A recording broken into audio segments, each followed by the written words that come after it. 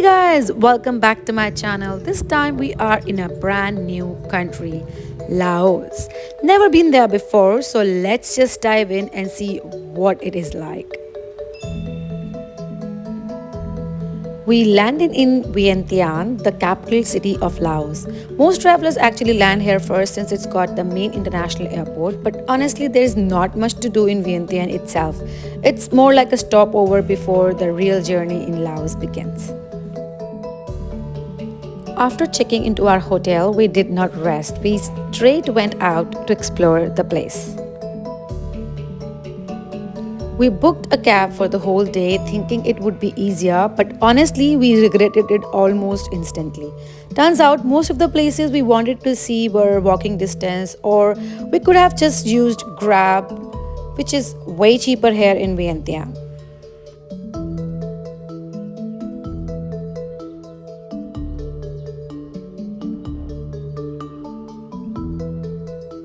We were just taking a walk to find a nice cafe so that we can eat a little bit and then have a coffee. But we spotted Indian food restaurant. Let's go there. No one can say no to Indian restaurant. Hey Akansha, thanks for the recommendation.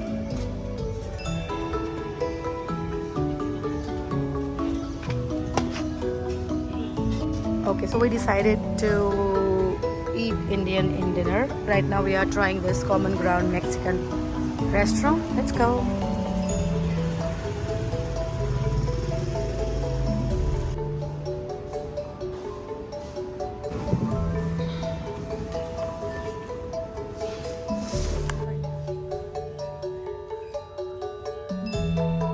We found this amazing phone cover shop, so we are just exploring what we can buy, and it is pretty cheap. It's like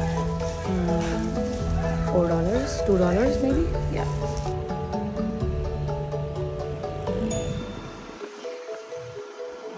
After all that temple hopping, we headed back to hotel to rest up for a bit. Once it got dark, we made our way back to Vientiane night market right along the Mekong river to see what kind of good stuff we could find.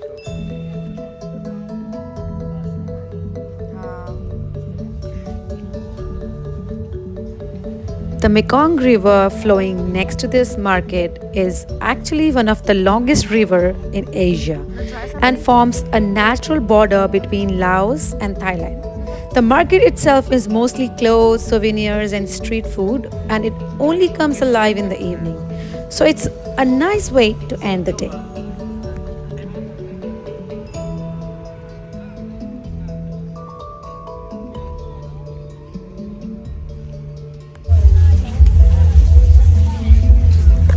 This is a really amazing night market, and I would say it's kinda cheap, but the things, the collection is amazing. If you're here, do shop from here. They have good collection, good prices, and you can bargain. No chicken? Which one? Oh, no, no, no.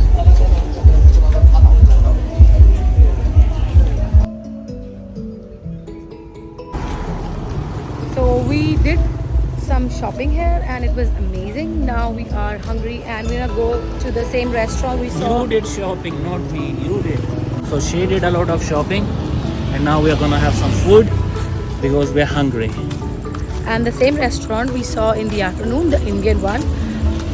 I'm so excited and hungry for that.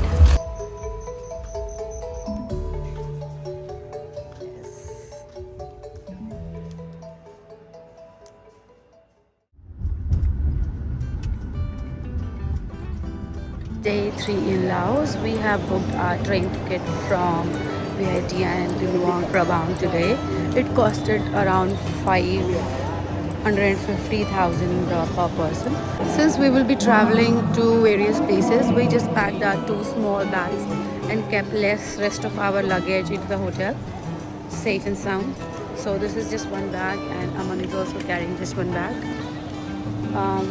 This train station is really cool. It's like an airport, so you gotta go for the security check-in, and then there will be a boarding gates, and then there will be an announcement at what time the boarding gates are gonna be open.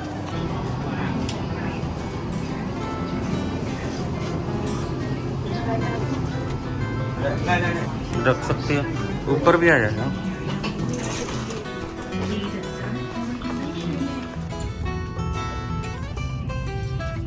We booked second class for this one, and honestly, it was still really comfortable. This high speed train cuts what used to be a 10-hour road trip down to just 2 hours, running up to 160 km per hour. Fully air conditioned, comfortable seats, and you get to watch the Laos countryside fly by. Rice fields, little villages, and mountains popping up in the distance. So we booked our tickets from the hotel itself, and they did give us a drop, one-way drop to the railway station, which was pretty far from our hotel. So in 550,000 per person, we got a drop and a train ticket to Luang Prabang. I think this train just stops in one more station, Vientiane, which we're gonna cover when we will be coming back to Vientiane.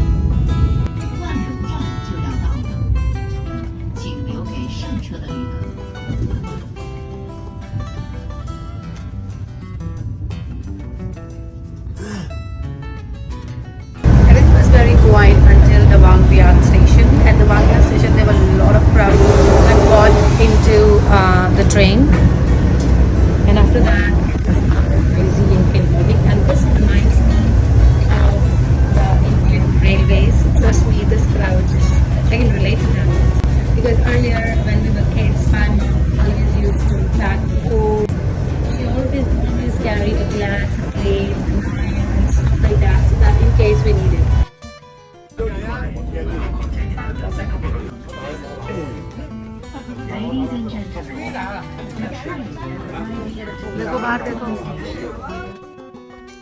After reaching Luang Prabhang, right outside the train station, you can grab a shared taxi.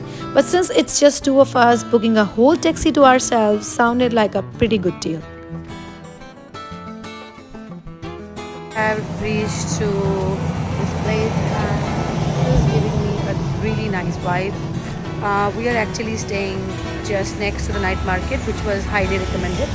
And now we just checked into our hotel, got freshened up and started walking to find some restaurant to eat. Let's see what we're gonna find.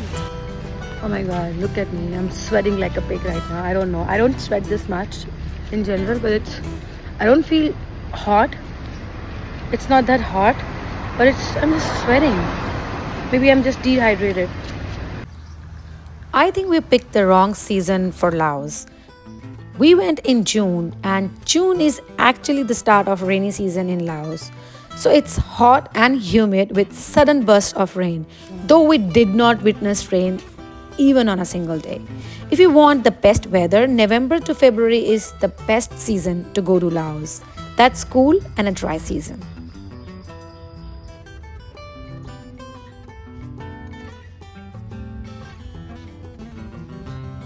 There are numerous temples just in line, and you can keep visiting them. They are almost similar in structure, but they have a different feel when you enter into it. It's very peaceful, but make sure you dress appropriately. I was wearing a scarf before entering any temple, but right now I'm outside the temple. I'm just outside a shop, so I'm not wearing anything. It's fine, but when you go inside, you need to be quiet, and then wear an appropriate clothes and respect their culture. This whole town is actually a UNESCO World Heritage Site. It got that mix of old Lao architecture and French colonial buildings from the past. It used to be a royal capital of Laos too, and there are over 30 temples packed into this tiny town. So pretty much everywhere you walk, you can see a temple.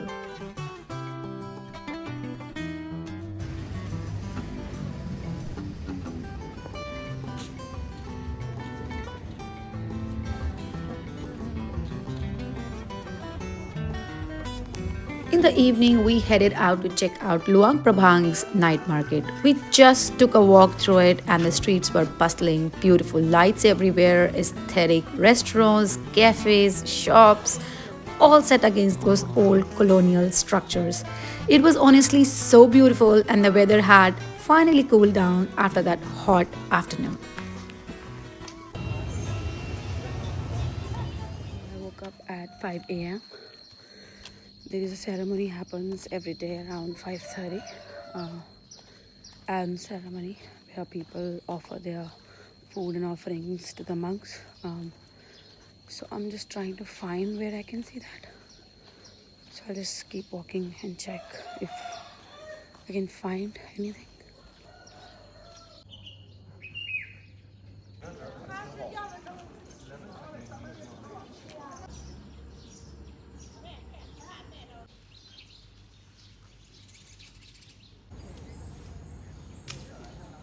I have walked the whole street where the monks will come, and I am not seeing any local as of now.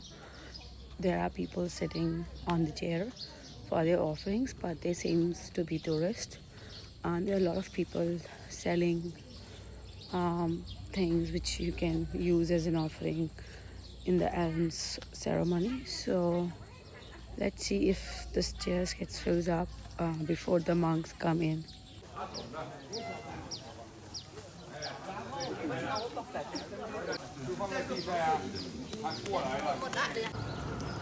The tradition is called Tagbat.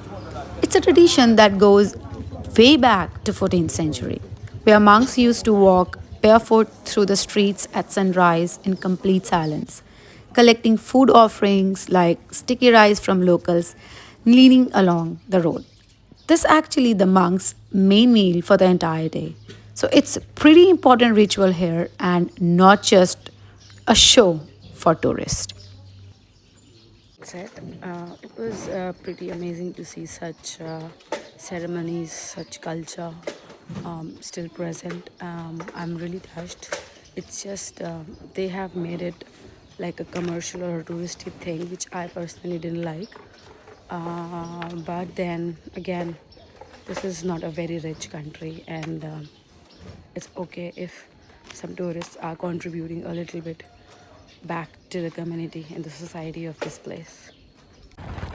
After the ceremony, we hired a two-wheeler from our hotel. It costed us around 100,000 LAK and rode out to Kuang Si Falls, one of the most famous waterfalls near Luang Prabhang.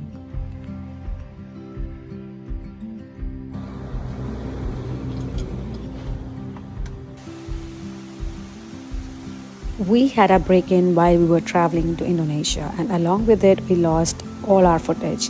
Everything we filmed, every place, every moment, gone in an instant. As a content creator, that hit differently. It was not just the data, it was all the memories, and we can never get that back. So bear with me from here. I will do my best to take you through the rest of this journey. Kuang Si Falls honestly is one of the most Instagrammable spots in whole Laos. The water is this crazy turquoise blue from all the limestone, and it just drops down into these pools you can actually swim in. Entry barely cost anything, either like a couple of thousand kip, so it's no-brainer to add to your trip.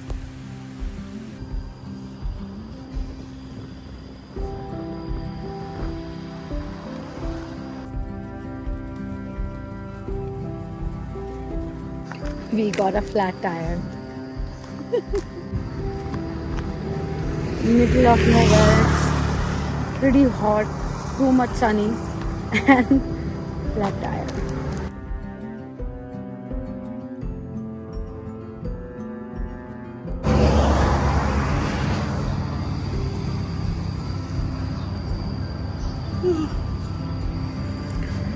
That's our bike. There's no repair shop within like 3 kilometers. So we called our hotel guy, and he said he's gonna be here within 20 minutes. It's already 40 minutes.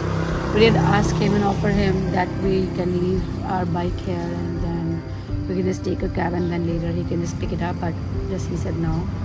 So we are just sitting out of nowhere in this scorching heat and waiting for him. This is terrible. Moments like these just makes me regret my decision. So finally the hotel guy arrived and he's trying to fix it, and if it doesn't, I don't know what we're gonna do.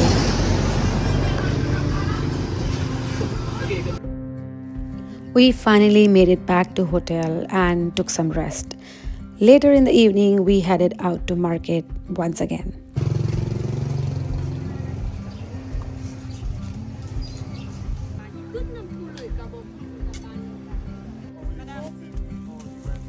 Our original plan was to stay just 2 nights in Luang Prabhang, but this town honestly stole our hearts.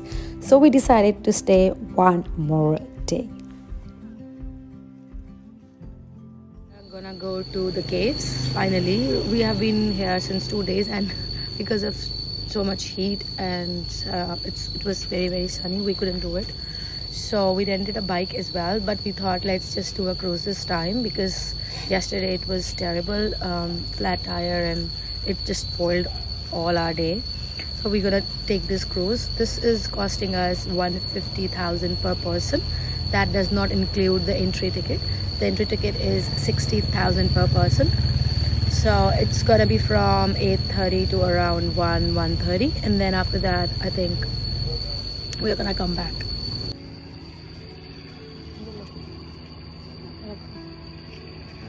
अभी देनी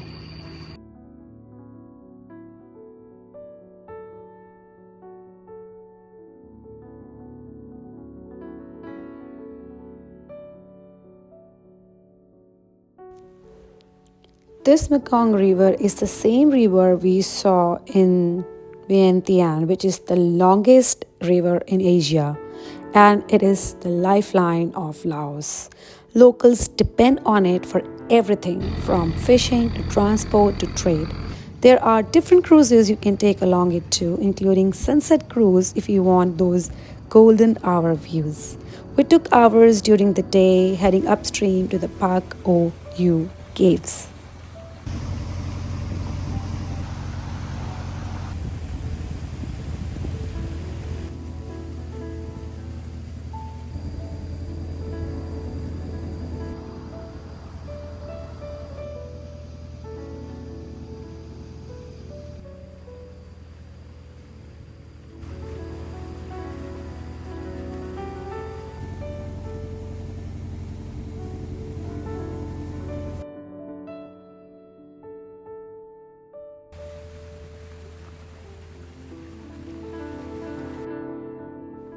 We reached the Pak Ou Caves about 25 km north of Luang Prabhang, right where the Mekong and Nam Ou River meet.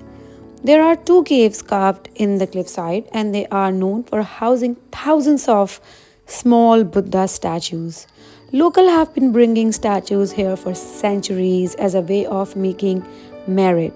So over time, it's just built up into thousands of them stacked inside.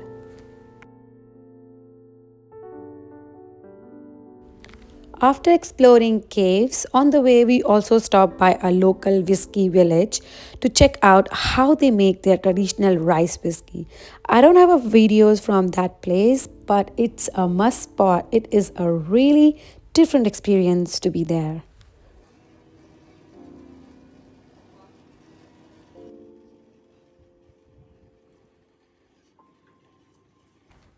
This was our last night in Luang Prabhang. Before moving on, we decided to take one last stroll around this beautiful town.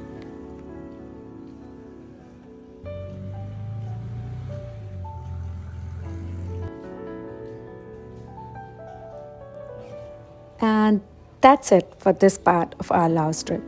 Thank you so much for watching. If you enjoyed it, subscribe to Ritzy for more. See you in my next one. Till then, keep traveling. Ta-da!